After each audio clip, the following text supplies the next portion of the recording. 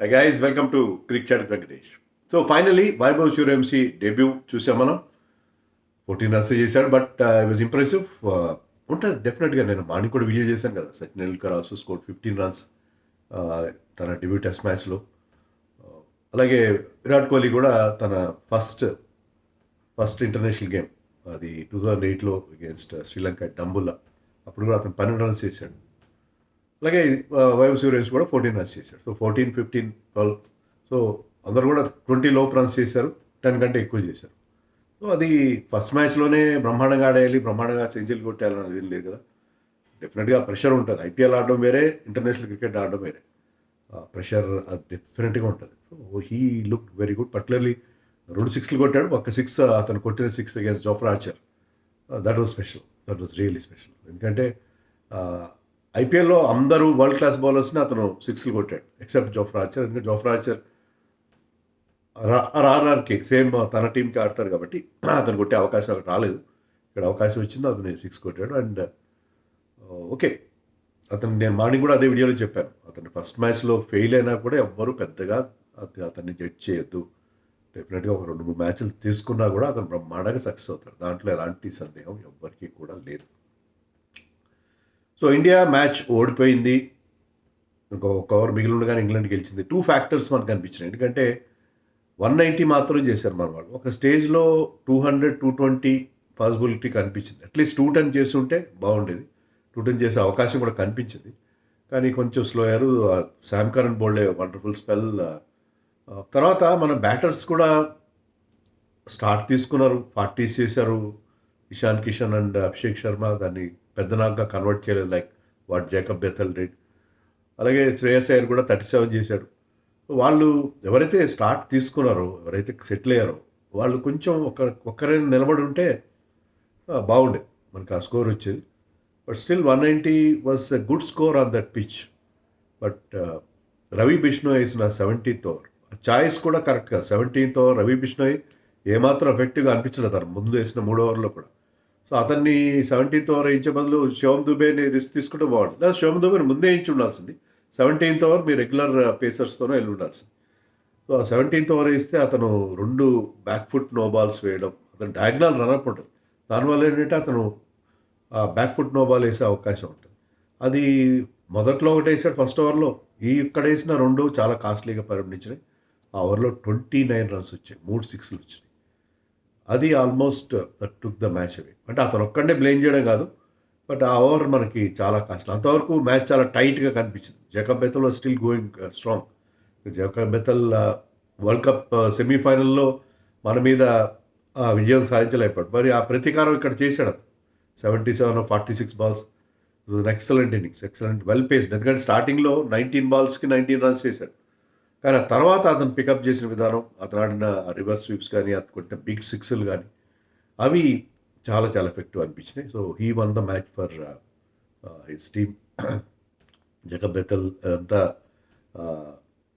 Class player. అంటే భవిష్యత్తులో ఇంగ్లాండ్కి Harry Brook and Jacob Bethell great players అవుతారన్న విషయంలో ఎవరికీ సందేహం లేదు. సో ఇండియా బ్యాటింగ్ విషయానికి వస్తే వైభవ్ అండ్ అభిషేక్ స్టార్ట్ చేశారు. స్టార్టింగ్లో ఎక్స్ట్రా బౌన్స్ ఉంది ఆ పిచ్ మీద. Pacy wicket, Old Trafford wicket, pacy and extra bounce wicket. They were playing and missing first 2 ఓవర్స్లో both Abhishek and Vaibhav. But తర్వాత అభిషేక్ పెద్ద షాట్లు కొట్టడం, అలాగే వైభవ్ 2 6లు కొట్టడం బాగానే ఉంది. కానీ వైభవ్ ఏంటంటే విల్ జాక్స్, ఇప్పుడు మనం వరల్డ్ కప్ అంతకుముందు కూడా చూసాం కదా, ఇండియా 2 లెఫ్ట్ హ్యాండర్స్తో ఓపెన్ చేసినంతసేపు కూడా వరల్డ్ కప్ ముందు వాళ్ళు ఆఫ్ స్పిన్నర్స్ని మన మీద ప్రయోగించడం, ఆఫ్ స్పిన్నర్స్ వికెట్లు తీయడం అనేది మనం ఏషియా కప్లో చూసిన చాలా సందర్భాల్లో మనం అది చూసిన పరిస్థితి. సో ఇక్కడ కూడా ఏంటంటే విల్ జాక్స్ని ఇంట్రొడ్యూస్ చేశారు. విల్ జాక్స్ కొంచెం వైడ్గా వేసిన బాల్ పెద్ద షాట్ కొట్టడం కోసం క్రీజ్ దాటి బయటకు వచ్చేసాడు Vaibhav Suryavanshi. And good stumping by Jos Buttler. So 14 రన్స్కి అతని ఫస్ట్ ఇన్నింగ్స్ ముగిసిపోయింది. Abhishek Sharma batted brilliantly. So he played some lovely shots. 6లు అంటే 6లు వెళ్ళవు ఇక్కడ, ఎందుకంటే దీస్ ఆర్ బిగ్గర్ గ్రౌండ్స్. ఐపీఎల్లో అభిషేక్ కొట్టిన షాట్లు చాలా 6లు వెళ్ళి ఉండేవి మన స్మాలర్ గ్రౌండ్స్లో. కానీ ఇక్కడ బిగ్గర్ గ్రౌండ్స్ కాబట్టి 6లు వెళ్ళలేదు, అన్ని 4లు వెళ్ళినాయి. బట్ స్టిల్ ఈ మేడ్ వెరీ గుడ్ 43. మరొక పెద్ద షాట్ కొట్టే ప్రయత్నంలో అతను అవుట్ అయిపోయాడు. అది అభిషేక్ విషయంలో మనం చూస్తాం కదా, ఈ takes those risk. Ishan Kishan ఎందుకో అంత మంచి ఫ్లూయెన్సీ కనబడలేదు.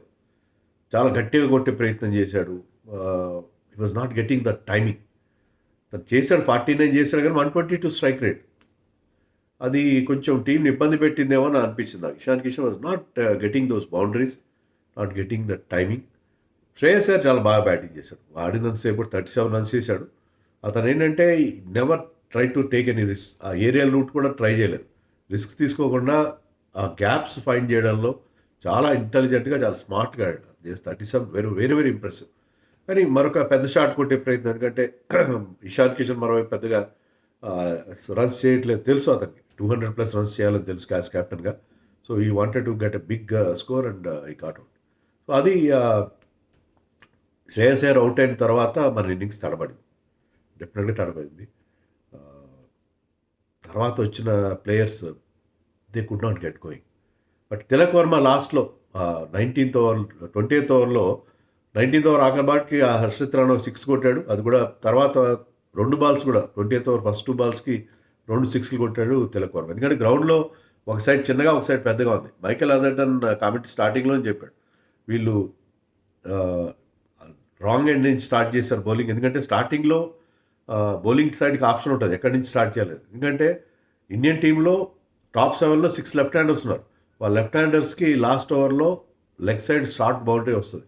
ఫాస్ట్ బౌలర్స్ని ఈజీగా కొట్టే అవకాశం ఉంటుంది. సో అది Michael Atherton was very shrewd enough to point out. కానీ అది దాన్ని చక్కగా ఉపయోగించుకోండి. Tilak Varma was very smart enough to. So అతను 17 రన్స్ వచ్చినాయి ఓవర్లో. బట్ దానివల్ల 190 వచ్చింది ఇండియాకి. లేకపోతే ఒక స్టేజ్లో 160 170 కనిపించింది. ఎందుకంటే తర్వాత శామ్ కరన్ చాలా టైట్ బౌలింగ్ వేశాడు. హీ యూజ్ స్లోయర్ వన్స్ ఒకటి, ఆ డైమెన్షన్స్, ఆ డిఫరెంట్ డైమెన్షన్స్ ఉన్నాయి కదా, దాన్ని అతను చాలా ఇంటెలిజెంట్ బౌలింగ్. 3 వికెట్స్ కూడా వచ్చినాయి అతనికి. So Sam Curran was the pick of the bowlers.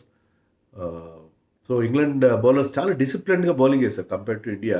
వాళ్ళ స్పిన్నర్స్ కూడా మంచి బౌలింగ్ వేశారు. బట్ ఇండియా అలా కాదు. అసలు పికింగ్ 3 స్పిన్నర్స్ నాకు అర్థం కాలేదు లాజిక్ ఏంటో. మీరు ప్రిన్స్ యాదవ్ మంచి బౌలింగ్ చేస్తున్నాడు, అతను తీసుకుని ఉండాల్సి కదా. మీరు రవి బిష్ణోయ్ ఇటీవల కాలంలో అతను అంత గొప్ప ఫామ్లో లేడు. ఎందుకు అతన్ని ప్రమోట్ చేస్తున్నారో నాకు అర్థం కావట్లేదు.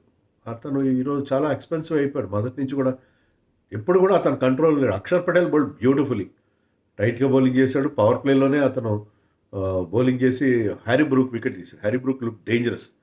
ఫస్ట్ ఓవర్లోనే హర్షదీప్ 2 వికెట్లు తీశాడు. ఫస్ట్ బాల్కే ఫిల్సాన్ డేంజర్ మ్యాన్ అతన్ని కాట్ బిహైండ్ చేశాడు. అదే ఓవర్లో he got rid of Buttler also. Very good catch by Varun Chakravarthy at short mid wicket. So ఆ 2 వికెట్లు ఫస్ట్ ఓవర్లో రావడంతో ఇండియాకి చాలా హోప్స్ క్రియేట్ అయింది. అండ్ హ్యారీ బ్రూక్ హర్షదీప్ వేసిన సెకండ్ ఓవర్లో మోత మోగించాడు. Harry Brook is highly talented and class player. So అతను ఉన్నంతసేపు చాలా danger. But Axar Patel got him bowling one down the leg side. అది రివ్యూకి వెళ్తే అది గ్లవ్కి తగిలినట్టు క్లియర్గా అర్థమైంది. So Axar Patel bowled tightly and he became the first Indian spinner in T20s to get 200 wickets.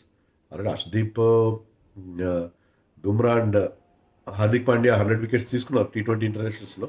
But he is the one first spinner to get it and thoroughly deserving also. But మిగతా spinners even Varun చక్రవర్తి bowled two full. చాలా అతని length విషయంలో కాస్త, అంటే చాలా gap తర్వాత అతను వస్తున్నాడు కాబట్టి ఐపీఎల్ తర్వాత, ఇంజరీ తర్వాత అతను కూడా అంత ఎఫెక్టివ్గా ఒక ఇంపార్టెంట్ వికెట్ ఇచ్చాడు. టామ్ బ్యాంటన్ వికెట్ ఇచ్చాడు కానీ విల్ జాక్సన్ అనమాట. యా బట్ స్టిల్ వరుణ్ చక్రవర్తి ఆశించే స్థాయిలో పర్ఫామ్ చేయలేదు. సో ఒక ఎక్స్ట్రా పేసర్ని పెట్టుకోవాలి. మీకు శివం దుబేకి బౌలింగ్ ఇవ్వలేదు. శివం దుబే మీద కాన్ఫిడెన్స్ లేనప్పుడు you need a third pacer in England conditions.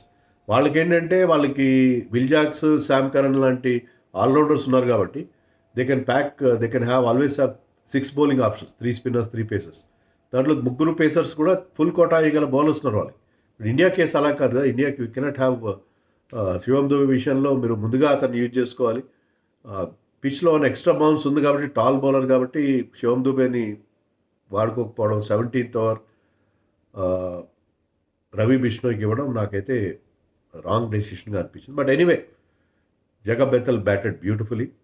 Head a wonderful partnership, one with ఒక 50 runs partnership with captain Brook and another half century partnership with Tom Banton. So ఆ 2 partnerships మనని దెబ్బకొట్టినాయి. So target కూడా చిన్నది కదా! ఆ pitch మీద 190 was not enough ఏమో నాకు అనిపించింది. బట్ మన బౌలర్స్ కొంత డిసిప్లిన్డ్‌గా బౌలింగ్ చేసుంటే, ఇంకొక ఎక్స్‌ట్రా పేసర్ ఉంటే మనకి బాగుండేది. అంటే ఎక్స్‌ట్రా పేసర్ సైడ్ బౌండరీస్ పెద్దగా ఉన్నాయి. మీరు షార్ట్ డెలివరీస్ ఏసి, స్లోయర్ వన్స్ ఏసి, స్లోయర్ వన్ బౌన్సర్స్ ఏసి, మీరు ఈజీగా would have got things under control. కానీ ఒక ఎక్స్ట్రా స్పిన్నర్ తీసుకోవడం మనకి చాలా నష్టం చేకూర్చిందని నాకు అనిపించింది. ఎనీవే ఇంగ్లాండ్‌కి ఒక విన్ లభించింది. అండ్ ఇండియా వరల్డ్ కప్ తర్వాత 4 మ్యాచ్‌లు ఆడితే దాంట్లో 3 ఓటములు. And Shreyas Iyer still searching for his first win as captain of Indian team.